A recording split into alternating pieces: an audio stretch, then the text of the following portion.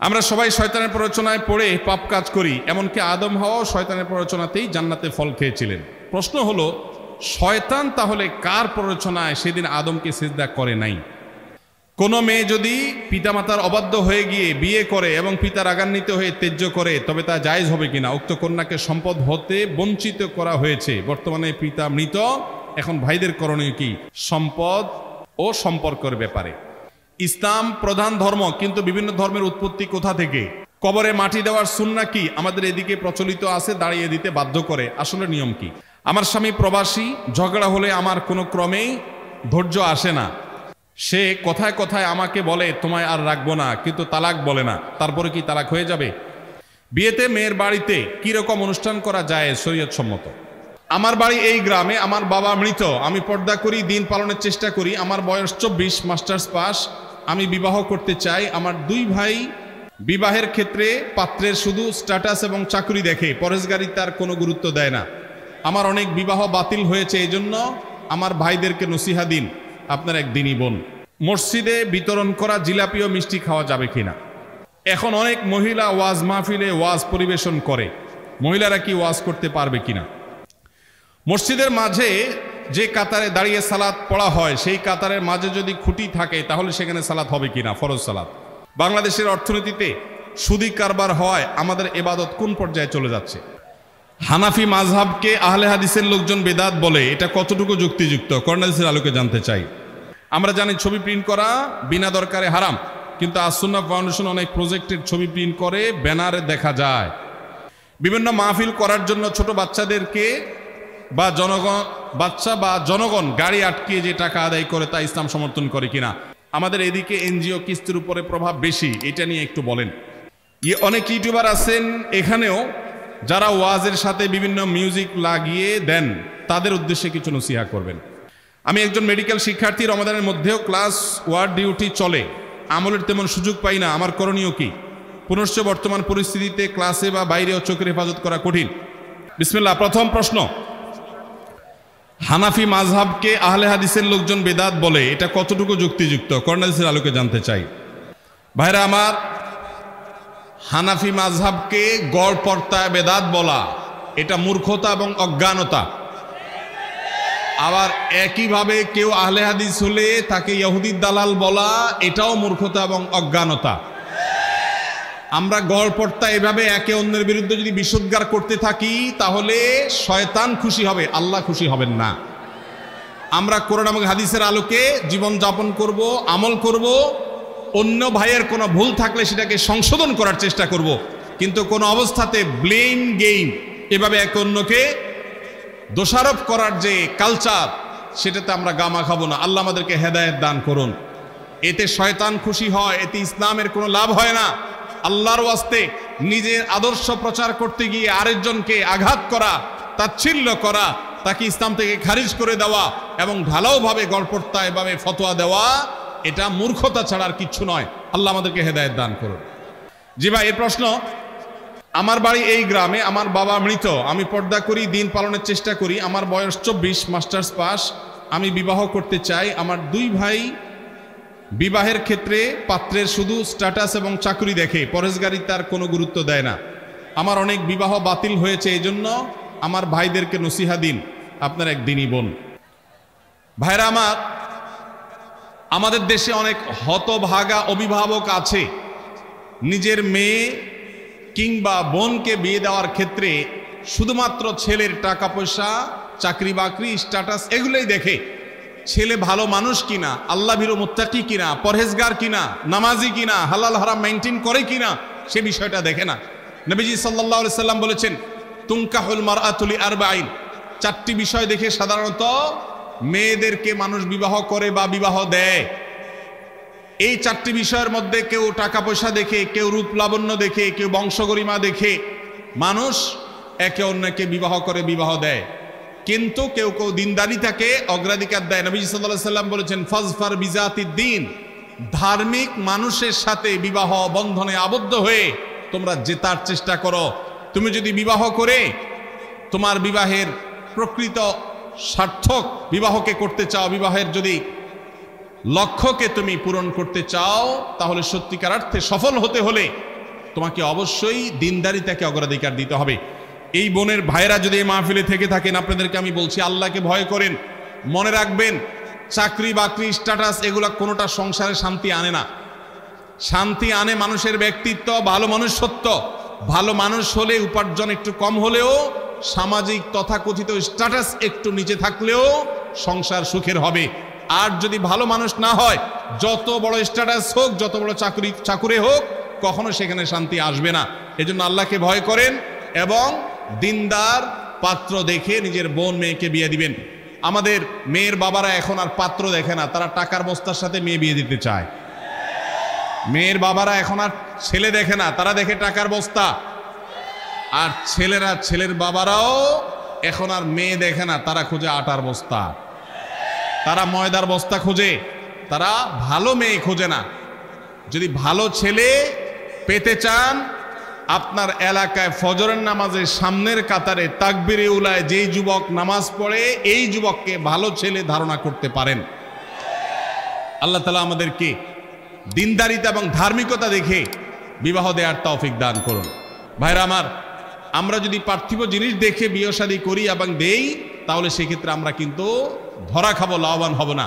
এই বোনকে বলতে চাই, আপনি এলাকার আলেম ওলামা, মসজিদের ইমাম সাহেব, তাদের মাধ্যমে আপনার ফ্যামিলির লোকজনকে বোঝাবার চেষ্টা করেন। আমরাও তাদেরকে বলছি আল্লাহকে ভয় করেন, দিনদারিতাকে অগ্রাধিকার দিবেন, অন্য কোনো কিছুকে নয়। ইনশাল্লাহ শান্তি হবে। ঘরে ঘরে বিবাহ ভাঙছে, দাম্পত্য কলহ হচ্ছে, কারণ আমাদের কাছে এখন ভালো মানুষের চাইতে পয়সাটা বেশি দরকারি। আমাদের চাইতে এখন ভালো মানুষের চাইতে ভাবসাবটা বেশি দরকারি। কোন চাকরি করে সেটা আমরা দেখি, সে মানুষটা ভালো কিনা সেটা আমরা দেখি না। আল্লাহ আমাদেরকে হেদায়েত দান করুন। আমি আসুন্না স্মল বিজনেস ম্যানেজমেন্টের 15তম ব্যাচের একজন ছাত্র। আমার প্রশ্ন হচ্ছে, আমাদের এদিকে এনজিও কিস্তির উপরে প্রভাব বেশি, এটা নিয়ে একটু বলেন। ভাইরা আমার, সুদভিত্তিক লোন গ্রামে গঞ্জে এর যে জাল বিছানো হয়েছে, এতে দরিদ্র মানুষের দারিদ্র দূর হোক বা না হোক, ঠিকই ওই সুদের মহাজন এনজিওগুলোর লাভ ঠিকই হয়। সুদকে আল্লাহ তাআলা হারাম করেছেন এবং এমন হারাম করেছেন, আল্লাহর জমিনে হারামের তালিকায় সবচেয়ে ভয়ঙ্কর হারাম হলো সুদ। অন্য কোনো হারাম, শুকরের গোশত এটাও হারাম, কুকুরের গোশতও হারাম, কিন্তু এই হারামের চাইতেও ভয়াবহ হারাম হলো সুদ। সেই সুদের কারবার অনেক মুসলমান অবলীলায় করেন। তারা জানেন না আল্লাহ তাআলা আল্লাহর বিরুদ্ধে যুদ্ধ ঘোষণার শামিল বলেছেন এই সুদের কারবার করাটাকে। সুদের যে 70টা খারাপ দিক আছে, সবচেয়ে সাধারণটা হলো নিজের মায়ের সাথে জেনা করার মতো জঘন্য অপরাধের চাইতেও ভয়াবহ হলো সুদের কারবার। আল্লাহ তাআলা আমাদেরকে সুদের কারবারের বিরুদ্ধে দাঁড়াবার তৌফিক দান করুন। সমাজে আপনারা ইসলামিক পদ্ধতিতে মানুষের অভাব মোচন করবার জন্য লোনের প্রসেস আপনারা শুরু করে দেন। আসুন্না ফাউন্ডেশন থেকে আমরা দারিদ্র্য বিমোচনের জন্য মানুষকে স্বাবলম্বীকরণ প্রজেক্টের আওতায় গরিবদেরকে বিভিন্ন জিনিসপত্র কিনে দেই। ওই জিনিসের আর কোনো ফিডব্যাক, সুদ তো পরের কথা, আসলটাও আমরা আর ফেরত নেই না, এবং বেছে বেছে দেওয়ার কারণে সেখানে মিসইউজও হয় না। আপনারা যুবকরা, আল্লাহ যাদেরকে সচ্ছলতা দিয়েছেন, তারা এলাকায় বিভিন্ন শর্তে বন্ধক রেখে রেখে হলেও লোন দিয়ে দিয়ে মানুষকে স্বাবলম্বী করার চেষ্টা করেন। এটাই হবে এই সুদভিত্তিক যে সমস্ত এনজিওগুলো লোন দিয়ে থাকে, সেগুলোর বিকল্প কার্যক্রম, সেগুলো আমাদেরকে বাড়াতে হবে। আসুন্না ফাউন্ডেশন থেকে আমাদের স্বপ্ন আছে, আমরা অচিরে ইনশাআল্লাহ বিদিনিল্লাহ জাতীয় কাজ, মাইক্রো ফাইন্যান্স নিয়ে আমরা কাজ শুরু করব ইনশাআল্লাহ। আল্লাহ তাআলা আমাদের সবাইকে সুদের বিরুদ্ধে বিকল্প পথ বের করার তৌফিক দান করুন। মসজিদে বিতরণ করা জিলাপি ও মিষ্টি খাওয়া যাবে কিনা?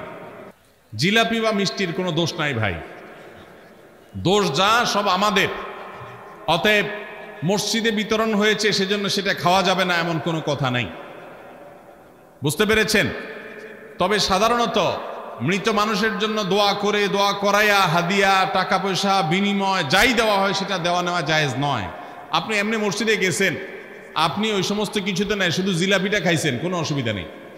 সবাইকে গড়পড়তা জিলাপি দিছে, সেই হিসাবে খাইছেন। তবে মসজিদে জিলাপি খায়া, মসজিদে জিলাপির রস ফেলাইয়া যদি ময়লা করেন, তাহলে কিন্তু মুগুর একটাও নিচে পড়বে না। যারা জিলাপি বিতরণ করে মসজিদ নোংরা করছেন তারাও ধরা খাবেন, আর যারা খায়া নোংরা করছেন তারাও ধরা খাবেন। তো খানার দোষ নাই, খাইতে পারেন, কিন্তু খায়া জায়গা ময়লা করবেন না, নোংরা করবেন না, আর বেদাত করবেন না, শিরক করবেন না। এটা হলো মেইন বিষয়। মিষ্টি বা জিলাপি খাইলেন কি খাইলেন না, এটা কোনো গুরুত্বপূর্ণ বিষয় না। কোনো মেয়ে যদি পিতামাতার অবাধ্য হয়ে গিয়ে বিয়ে করে এবং পিতার রাগান্বিত হয়ে ত্যায্য করে, তবে তা জায়েজ হবে কিনা? উক্ত কন্যাকে সম্পদ হতে বঞ্চিত করা হয়েছে, বর্তমানে পিতা মৃত, এখন ভাইদের করণীয় কি সম্পদ ও সম্পর্কের ব্যাপারে? ভাইরা আমার, ত্যায্য পুত্র করা বলতে কোনো কিছু ইসলামে নাই। ইসলামে রক্ত সম্পর্কেও কাউকে কখনো ত্যাগ করা যায় না। আত্মীয়তার সম্পর্ক রক্ষা করা কি সুন্নত না ফরজ? কোন যুক্তিতে নিজের সন্তান হোক, ভাই বোন হোক, চিরকালের জন্য ত্যাগ করলাম, এটা করা জায়েজ নাই। অভিমান করতে পারেন, অভিমানের মেয়াদ সর্বোচ্চ 3 দিন। সর্বোচ্চ কয় দিন? লা ইয়াহিল্লু লিমুসলিমিন আন ইয়াহজুরা আখাহু ফাওকা সালাসি লায়াল। 3 দিনের বেশি কোনো মুসলমানের সাথে আপনি সম্পর্ক ছিন্ন করে থাকা জায়েজ নয়। অতএব 3 দিন রাগ করে থাকতে পারেন। এরপর আস্তে আস্তে আপনি কথা বেশি না, আবার একটু একটু বলেন, একটু অভিমান করে থাকেন শাসনের নিয়তে, তাকে কথা না বলে থাকলেন, সেটা করতে পারেন। কিন্তু ত্যায্য করে দিলেন, সম্পদ থেকে বঞ্চিত করলেন, এ অধিকার নাই। যত বড় অন্যায় করে, সে অন্যায় করলে আল্লাহর কাছে দায়ী হবে, তাই বলে আপনি সম্পদ থেকে বঞ্চিত করতে পারেন না। কোনো বাবা যদি এটা করে যান, তার মৃত্যুর পর সন্তান ছেলেরা যারা আছেন, তারা মেয়েকে বাবা বঞ্চিত করলেও ওই সম্পদে মেয়ের যতটুকু হক আছে ততটুকু মেয়েকে ফেরত দিতে হবে, না হলে এই ভাইরাও কিন্তু গুনাহগার হবে আল্লাহর কাছে। এরপরে প্রশ্ন হলো, এখন অনেক মহিলা ওয়াজ মাহফিলে ওয়াজ পরিবেশন করে, মহিলারা কি ওয়াজ করতে পারবে কিনা? ভাইরা আমার, আল্লাহ তাআলা প্রত্যেককে যার যার মতো করে সৃষ্টি করেছেন, তার কাজের পরিমণ্ডলও আল্লাহ তাআলা ঠিক করে দিয়েছেন। মা বোনরা অবশ্যই নসিহত করবেন, ওয়াজ করবেন, সেটা হলো নিজেদের আঙ্গিনার মধ্যে নিজেদেরকে। কিন্তু এরকম মাইক লাগিয়ে আজকাল ভিডিও পর্যন্ত করা হচ্ছে, সেগুলো পরপুরুষের কণ্ঠে যাচ্ছে, তারা শুনছে। এই যে আল্লাহ রাব্বুল আলামিন কোরআনে কারিমে বলেছেন, মেয়েরা যখন কথা বলবে তখন তারা কথার ভিতরে কোমলতা সৃষ্টি করবে না। ওয়াজ মাহফিল কি কর্কশভাবে করা হয় না কোমলভাবে করা হয়? কোরআন তেলাওয়াত কি কর্কশভাবে করা হয় না মিষ্টি সুরে করা হয়? তাহলে একজন নারী যখন এভাবে পরপুরুষের সামনে মাইকে ওপেন জায়গায় তিনি যখন তেলাওয়াত করবেন এভাবে, তখন সেটা অবশ্যই গুনাহের কথা। এটা ইসলাম প্রচার নয়, এটা শয়তানের প্রচার, শয়তানির প্রচার।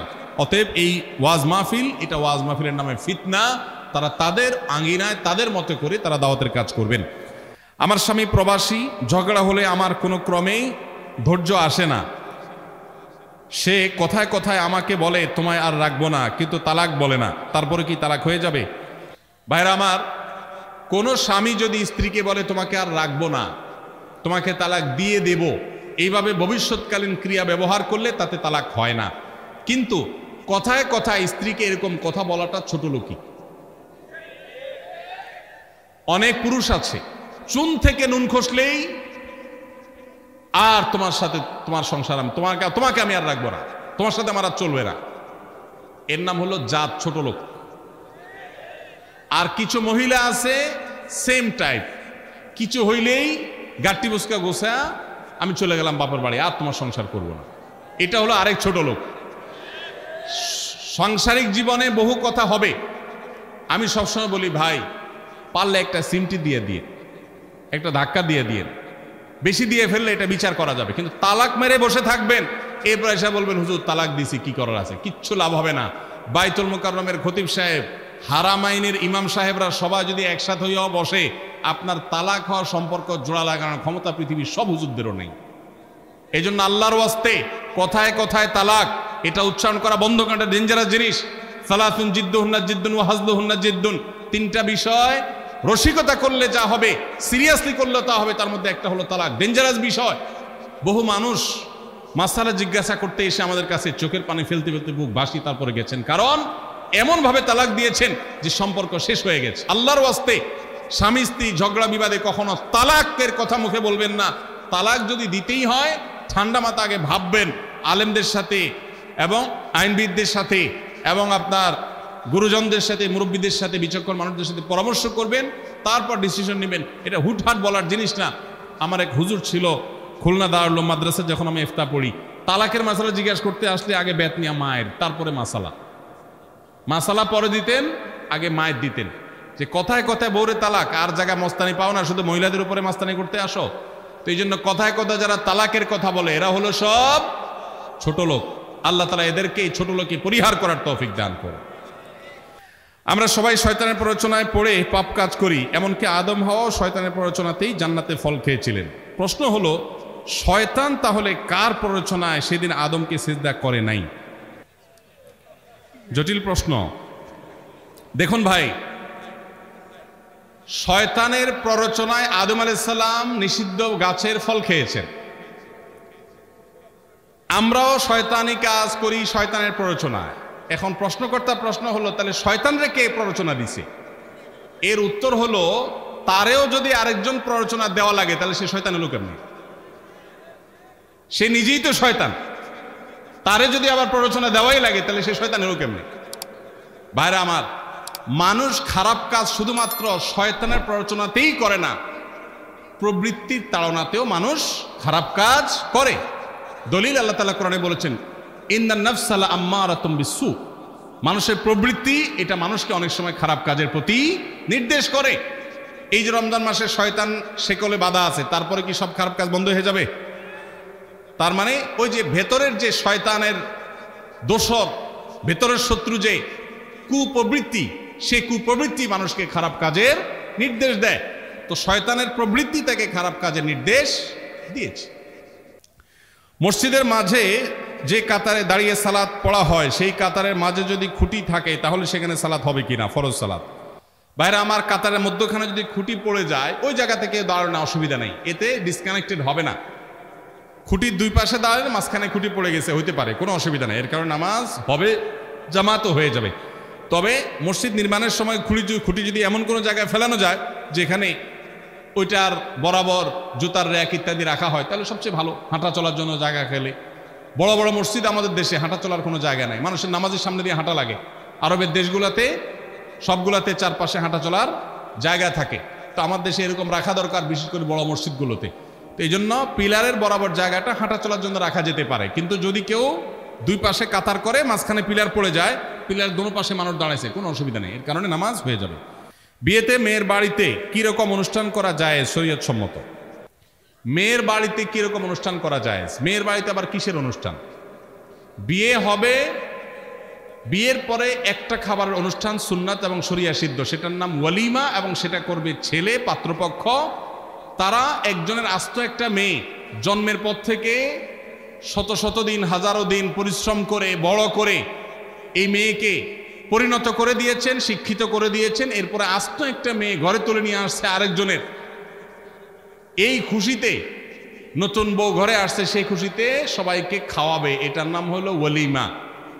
আর মেয়ের বাড়িতে বরপক্ষের লোকজন দলে দলে যে দর কষাকষি করে, না আমাদের 500 লোক হবে, না তাহলে ভাই সাহেব 400 করেন, না হলে থাক আমরা মাঝামাঝি থাকি 450 করি, এই যে দর কষাকষি করে মেয়ের বাড়িতে দলে দলে যে খাওয়া হয়, যেটার নাম আমাদের সমাজে বর যাত্রী দেওয়া হয়েছে, সেটাকে আমি বলি বরযাত্রী।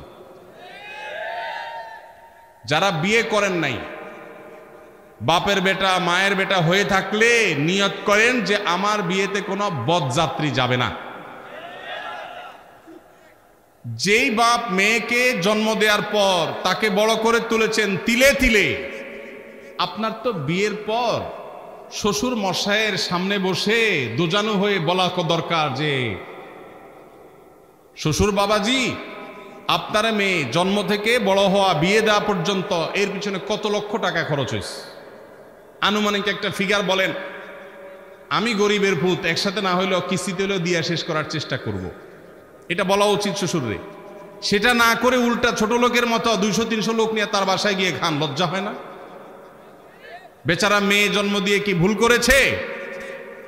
একজন মেয়ে বয়সে বিবাহের উপযুক্ত করা পর্যন্ত পড়ালেখা, খাওয়া দাওয়া, ঔষধ, চিকিৎসা, আদর, স্নেহ কত কিছু দিয়ে গড়ে তুলেছে। এরপর আস্ত মেয়েটাকে সারা জীবনের জন্য আপনি নিয়ে যাচ্ছেন, সারা জীবনভর শ্বশুরের এই কৃতজ্ঞতা, শাশুড়ির এই কৃতজ্ঞতার দায় আদায় করে শেষ করতে পারবেন না। সেখানে আবার যৌতুক আশা করেন, সেখানে আবার 200-500 লোক নিয়ে তার বাসায় খেতে যান। এর চেয়ে নির্লজ্জতা আরেকটা হতে পারে না। এই জন্য আমি এটাকে বলেছি, এটা বরযাত্রী না, এটার নাম বরযাত্রী। এই কুসংস্কার এবং অপসংস্কৃতি আমাদের সমাজ থেকে দূর করতে হবে। ছেলে পক্ষ খাওয়াবে, মেয়ে পক্ষ না। হ্যাঁ, মেয়ের বাবাকে আল্লাহ অঢেল দিয়েছেন, তিনি খুশি হয়ে সবাইকে খাওয়াচ্ছেন, ভিন্ন কথা। কিন্তু শর্ত দিয়ে দাবি করে তার কাছ থেকে দর কষাকষি করে আদায় করলে সেটা অবশ্যই জুলুম হবে, এটা পরিহার করতে হবে। বাংলাদেশের অর্থনীতিতে সুদি কারবার হয় আমাদের ইবাদত কোন পর্যায়ে চলে যাচ্ছে? ভাইরা আমার, আমাদের রাষ্ট্র সরকারে যারা যখন থাকে লোন নেয়, সুদি লোন, মাথা পিছু হারে আমাদের উপরে সেই সুদের হার বর্তায়। এইটার কারণে আমরা নিজেরা সুদ নিচ্ছি না, সুদি লোন নিচ্ছি না, সেজন্য আমরা গুনাহগার হব না, কিন্তু সুদের যে প্রভাব সেটা তো আমাদের মধ্যেও পড়বে, যেহেতু আমাদের জন্য নেওয়া হচ্ছে। এই জন্য মুসলমানের সন্তান হিসাবে সরকারে যারাই আসে তাদের কাছে আমাদের দাবি তুলতে হবে যে আমি দেশের নাগরিক হিসাবে আমার পক্ষ থেকে কোনো লোন নেওয়ার পারমিশন আমি দিচ্ছি না। আমার দেশে আমলাদের, বিভিন্ন সরকারি কর্মকর্তাদের, রাজনীতিবিদদের অপচয়ের রাস্তা বন্ধ করে দাও, দেশ ইনশাল্লাহ বিদেশিদের সুদি ঋণের উপর নির্ভর করতে হবে না। অতএব মুসলমান হিসাবে সেই দাবি আমার জোরে সোরে উচ্চারণ করতে হবে। আমাদের দেশের অর্থনীতি কত বছর আর বিদেশি সুদি লোনের উপর নির্ভর করে থাকবে? আমাদের পরে স্বাধীন হয়ে সেই সমস্ত দেশগুলো এখন এমন পর্যায়ে চলে গেছে যে আমাদের মন্ত্রীরা সিরিয়াল দিয়ে সেখানে তাদের কাছে কর্মী পাঠাতে হয়। মালয়েশিয়ার মতো দেশে আমাদের সিরিয়াল ধরে বসে থাকতে হয়। আমাদের এই প্রিয় স্বদেশ সুদি লোনের উপর নির্ভর করতে হবে না যদি দেশের অপচয় এবং অপাত্রে, অজায়গায় কুজায়গায় অপব্যয় ইত্যাদি বন্ধ করা হয়। আল্লাহ আমাদের প্রিয় স্বদেশকে অর্থনীতিতে মুক্তি নসিব করুন। যতদিন আমরা অর্থনৈতিক মুক্তি নসিব না হবে আমাদের, ততদিন পর্যন্ত বিদেশিরা 10 টাকা লোন দিবে, 15টা শর্ত দিবে সাথে, আমরা মুক্তি পাবো না। আল্লাহ আমাদেরকে সেটার তৌফিক দান করুন। এই জন্য অর্থনৈতিক মুক্তির জন্য আমাদের নিজেদের সৎ হতে হবে এবং উদ্যোক্তা হতে হবে, পরিশ্রমী হতে হবে, দেশকে ভালোবাসতে হবে, দেশকে এগিয়ে নিয়ে যাওয়ার জন্য চেষ্টা করতে হবে। আল্লাহ আমাদেরকে তৌফিক দান করুন। আমি একজন মেডিকেল শিক্ষার্থী, রমাদানের মধ্যেও ক্লাস ওয়ার্ড ডিউটি চলে, আমলের তেমন সুযোগ পাই না, আমার করণীয় কি? পুনশ্চ বর্তমান পরিস্থিতিতে ক্লাসে বা বাইরেও চোখের হেফাজত করা কঠিন। প্রিয় ভাই আমার, যিনি প্রশ্ন লিখেছেন তাকে বলবো যে আপনি কোনো ভালো আলিম, ভালো কোনো আমলদার মানুষের সোহবত এবং সান্নিধ্যে যান, ইনশাআল্লাহ আপনার আমলের পরিমাণ এবং মানসিকতা বাড়বে। আর ডিউটির মধ্যে থেকেও আপনি বেশিরভাগ আমলই করতে পারেন, তেলাওয়াত করতে পারেন, দোয়া করতে পারেন, জিকির আজকার করতে পারেন, ইস্তেগফার করে, এগুলো ডিউটি ফাঁকে ফাঁকে আপনি করতে পারেন, ডিউটি কোনো অসুবিধা হবে না। কবরে মাটি দেওয়ার সুন্নাহ কি? আমাদের এদিকে প্রচলিত আছে দাঁড়িয়ে দিতে বাধ্য করে, আসলে নিয়ম কি? কবরের মাটি দাঁড়িয়ে দিতে হবে এমন কোনো কথা নাই, কেউ বসে দিলেও দেওয়া যাবে, দাঁড়িয়ে দিতে হবে এমন কোনো বাধ্যবাধকতা নাই। ইসলাম প্রধান ধর্ম, কিন্তু বিভিন্ন ধর্মের উৎপত্তি কোথা থেকে? ভাই অনেক লম্বা সময় দেওয়া দরকার, আমার হাতে সময় নাই। ইসলাম আল্লাহর কাছে একমাত্র মনোনীত দিন, প্রধান আর অপ্রধান কিছু নেই। আল্লাহ বলেছেন ইন্নাদ-দীন ইনদাল্লাহিল ইসলাম, আল্লাহর কাছে একমাত্র মনোনীত ধর্ম হলো ইসলাম। আল্লাহ বলেছেন ওয়া মান ইয়াবতাগি গায়রাল ইসলামি দীনান ফালাই ইউকবালা মিনহু, ইসলাম ছাড়া অন্য কোনো কিছুকে ধর্ম হিসাবে কেউ আল্লাহর কাছে নিয়ে হাজির হলে সেটা কবুল করা হবে না, আল্লাহর পক্ষ থেকে এটা বাতিল হয়ে যাবে। এখন প্রশ্ন হলো বাকি ধর্মগুলো কোত্থেকে আসছে? পৃথিবীতে ধর্ম দুই প্রকার। ধর্ম কয় প্রকার? কিছু আছে আসমানি ধর্ম। আসমানি ধর্ম বলতে বিভিন্ন নবী রাসূলদের হয়ে আমাদের কাছে যে ধর্ম এসেছে, আদম আলাইহিস সালাম থেকে নিয়ে মুহাম্মদ সাল্লাল্লাহু আলাইহি ওয়াসাল্লাম, এগুলো সবগুলো পর্যন্ত সব নবী রাসূলদের ধর্ম হলো আসমানি ধর্ম। আর কিছু আছে নবী রাসূলদের কেন্দ্রিক ধর্ম নয়, এগুলো হলো মানব রচিত ধর্ম, এগুলো বিভিন্ন প্রান্তের মানুষরা নানার সময় আবিষ্কার করেছে। আসমানি ধর্ম যেগুলো, তার সবগুলো অ্যাকসেপ্টেবল, তবে একজন নবীর পরে আরেকজন নবী যখন চলে আসে তখন আগেরটা রহিত হয়ে যায়। এই রহিত হওয়াটা থেকে নতুনটাতে যদি কেউ পাঠাতন পরিবর্তন করে আসে, আল্লাহ তাআলা কোরআনে তাদের সম্পর্কে বলেছেন যে তাদের বিনিময় মাররাতাইন, 2 বার দেওয়া হবে। আল্লাহ তাআলা আমাদেরকে সত্য দ্বীনের অনুসারী হওয়ার এবং এটাকে ধরে রাখার, ধারণ করার, বোঝার তৌফিক নসিব করুন। বিভিন্ন মাহফিল করার জন্য ছোট বাচ্চাদেরকে বা জনগণ গাড়ি আটকিয়ে যে টাকা আদায় করে তা ইসলাম সমর্থন করে কিনা? মাহফিলের জন্য টাকা তুলবেন, কিন্তু অপমানজনক ভাবে নয়। বাচ্চাদেরকে দিয়ে হোক আর বড়দেরকে দিয়ে হোক, জোর করে রাস্তায় গাড়ি থামিয়ে টাকা আদায় করা, এটা চাঁদাবাজি। এই চাঁদাবাজি কখনো ইসলামে কখনো আমাদেরকে এটা করতে বলে নাই। আপনি আহ্বান করতে পারেন, কিন্তু মানুষকে লজ্জায় ফেলে তার গতি পথ বন্ধ করে তারপর তার কাছ থেকে মাহফিল নিয়ে আপনাকে 1 মাইল এলাকা লাইটিং করে আপনাকে মাহফিল করতে কেউ বলে নাই। আল্লাহর দ্বীনকে বেইজ্জত করবেন না। যেই বক্তা লাখ টাকা ছাড়া আসবে না, সেই বক্তা দাওয়াত দেওয়াটাও কুরুচির পরিচয়। কেন সেরকম বক্তা দাওয়াত দিবেন যে বক্তা দাওয়াত দেওয়ার জন্য আপনার বাচ্চাদেরকে দিয়ে রাস্তায় ভিক্ষা করাইতে হবে? আল্লাহর দ্বীনকে আল্লাহর রাস্তায় বেইজ্জত করবেন না। রোজা রেখে ভিডিও গেমস খেলা যাবে কিনা? আজ জিনিস খুঁজে পেলেন না। ভাইরা আমার, ভিডিও গেমস এটা কি আমাদের স্বাস্থ্যের জন্য ভালো না খারাপ? ভিডিও গেমস খেলে কি আমাদের দুনিয়ার লাভ হয় কোনো? আমাদের মাইন্ড ফ্রেশ হয় না, বরং আরো মাইন্ড নষ্ট হয়।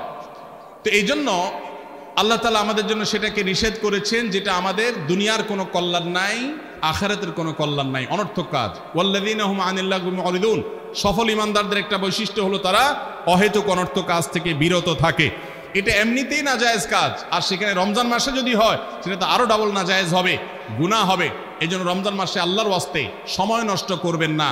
অনেকে টাইম পাস করার জন্য ভিডিও গেমস খেলে, কোরআন তেলাওয়াত করেন, কোরআন তেলাওয়াত শুনেন, বিভিন্ন ভালো ভালো কাজ আছে, 27টা আমলি কর্মসূচি আমরা দিয়েছি, সেগুলো করেন, যথেষ্ট। এগুলো আমাদের দেওয়া না, কোরআন হাদিসের আলোকে। বিধায় ভিডিও গেমস খেলা রোজাদার অবস্থায় জায়েজ হবে না। প্রিয় ভাইরা আমার, অনেক ইউটিউবার আছেন এখানেও যারা ওয়াজের সাথে বিভিন্ন মিউজিক লাগিয়ে দেন, তাদের উদ্দেশ্যে কিছু নসিহা করবেন। ইউটিউবার ভাইরা, এটা তো তোমরা ছাড়বা না, তোমাদের বিরুদ্ধে প্রশ্ন এসে গেছে। অনেক ইউটিউবার ভাইরা ওয়াজ মাহফিলের রেকর্ড করতে আসে, মাহফিলে এসেও নামাজ পড়ে না। আমি ইউটিউবার ভাইদেরকে বলবো, তোমাদের আল্লাহকে সবচেয়ে বেশি ভয় করা উচিত। প্রিয় ভাইরা, ছোট ভাইরা যারা আছো তোমরা তাদেরকে বলছি, যারা বড় ভাইরা আছেন তাদেরকে বলছি, আপনাদের আল্লাহকে বেশি ভয় করা উচিত। কেন? কারণ যত ওয়াজ আপনারা শুনছেন, এই মাহফিলের উপস্থিত দর্শকরা এত ওয়াজ শুনে নেই। প্রত্যেক মাহফিলে মাহফিলে সব হুজুরের ওয়াজ আপনারা মুখস্থ, এরপরও যদি আপনারা আমল না করেন, তাহলে পরিণতি কি হতে পারে একমাত্র আল্লাহ তাআলা ভালো জানেন। এজন্য আল্লাহকে ভয় করেন। ওয়াজের ভিডিও ক্লিপের মধ্যে আবার মিউজিক লাগাই দেন, শুধু সেটা। প্রতিদিন ইউটিউবে দেখি, আমার ভিডিও থাম্বনেল লাগাই দিছি এমন এক নোংরা, যে ওটা ধারে কাছেও ভিতরে কিছু নাই, কিন্তু উপরে উল্টাটা লাগাই দিস। তো আল্লাহর ওয়াস্তে ইউটিউবার ভাইরা, আল্লাহকে ভয় করেন। টাকা ডলার কামানোটাই তো বেশি না রে ভাই, শুধু ধান্দা করবেন ডলার কামানির, বিনিময়ে তো জাহান্নামও কামাই হবে। আল্লাহ আমাদের ভাইদেরকে হেদায়েত দান করুন। আল্লাহর ভয়ে হারাম কাজ, অবৈধ কাজ, এগুলো আমরা ছাড়ার চেষ্টা করব। আমার মনে হয় শেষ করা দরকার। হ্যাঁ, 10টা পার হয়ে গেছে, ঠিক আছে। শেষ প্রশ্নের উত্তর দেই। আমরা জানি ছবি প্রিন্ট করা বিনা দরকারে হারাম, কিন্তু আসুন্নাহ ফাউন্ডেশন অনেক প্রজেক্টের ছবি প্রিন্ট করে ব্যানারে দেখা যায়।